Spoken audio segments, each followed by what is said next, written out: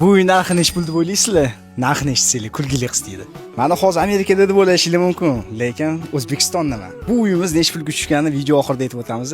Ketdi. Eng qizig'i bunaqa ekzotik ekodachani har doim ko'ravermaysiz. Tabiiy yog'ochdan yasalgan sasna daraxtidan. Ushbu uyimiz eniga 3, uzunligi 6 metr.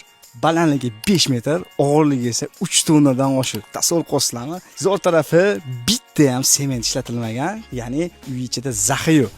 Bu uyimizni ko'rib yuraginglar jiz etgan bo'lsa, bitta like bosib qo'yamiz. Kirganimizda o'zini bitta xonasi, uyimiz 2 qavatdan iborat. 4 tog'ani bilan kelsanglar mazza qilasiz. Bu yoqda xolodilnik, shkaf, ventilyatorga 5 ketdi. Eng qiziq tarafini aytaymi?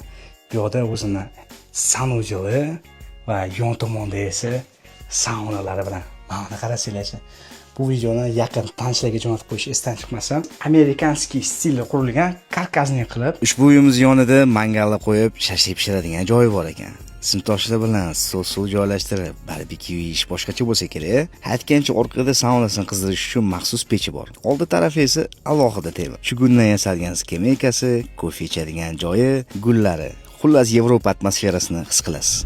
Tasavvur qilgan bo'lsangiz kerak. Tog'da bir sotuvli yeringiz bo'lsa, shundan ko'chirib qo'yadigan joyi. Endi narxi keladigan bo'lsa, 14900 tilar. Nima deb o'ylaysizlar? Bu arzon yoki qimmat? Fikrlarni kommentariyada qoldiringlar. Qiziq bo'lsa, pastda akamiz nomerini qoldiraman, bemalol bizning nomimizdan murojaat qilsanglar bo'ladi. Aytgancha bu videoni yaqin tanishlarga jo'natib qo'yinglar. Charchab qolmanglar.